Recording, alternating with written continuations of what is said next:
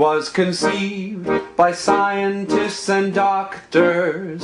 It was developed over several years. It was backed by military funding and brought to life by electrical engineers. What gave new hope to all of the unfortunates who suffered irreversible bodily harm, who dried the tears of those who've lost a limb. The Boston Arm, the Boston Arm. So here's my workroom. This is where I do a bunch of artwork. So it's a slideshow, but it's on one continuous ribbon of film. So there's a narrator who's dishing out this rhetoric, and then the tone, boop, and various music, and then you roll up the picture. So there you go.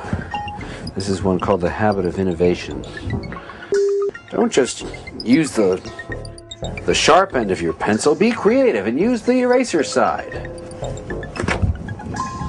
That's innovation. Innovation. Innovation.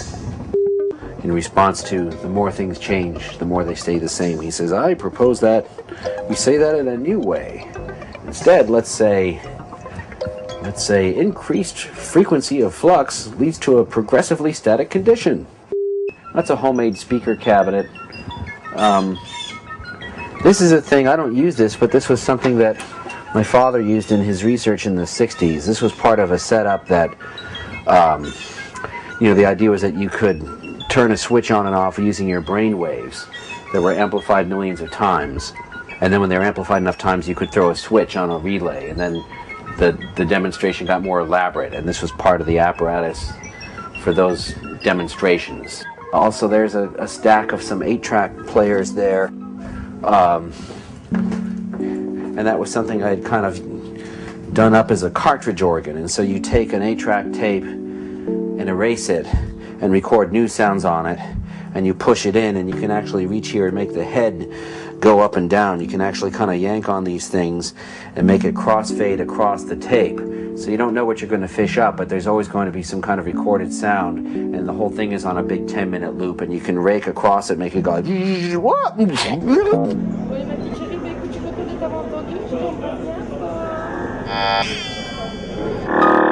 the case of these are automatic, so you just tweak them up and then you just let them go on a tear and they start doing something serendipitously contrapuntal.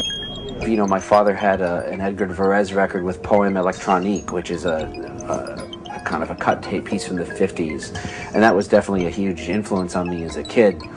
And then when I went to college, I got to study electronic music, and it was right at the tail end of the analog era. So they had a Moog, they had a Buchla, these Putney synthesizers, and the digital stuff was just coming in when I was leaving. I've done a bunch of recordings with this thing. So, and this is a modular synth, everything plugs into everything else. So I mostly like to just work with the things that I love. And I'm interested in high-tech stuff too, but mostly like for editing things and whatnot, or managing things. I never really got into MIDI or computer stuff in music. Someday I'll learn how to record with computers. That would be good to know. I'm still recording on tape, mostly just because that's what I'm familiar with. And I do like the sound of it. Thou cybernetic son of New England, our fates together entwined forevermore. You and I will twirl a baton and crow. Excelsior, Excelsior.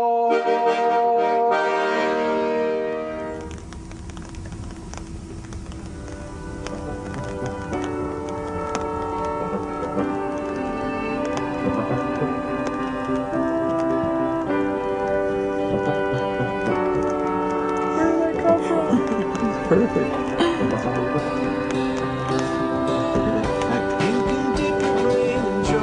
Can you keep that low though? Can you keep that low?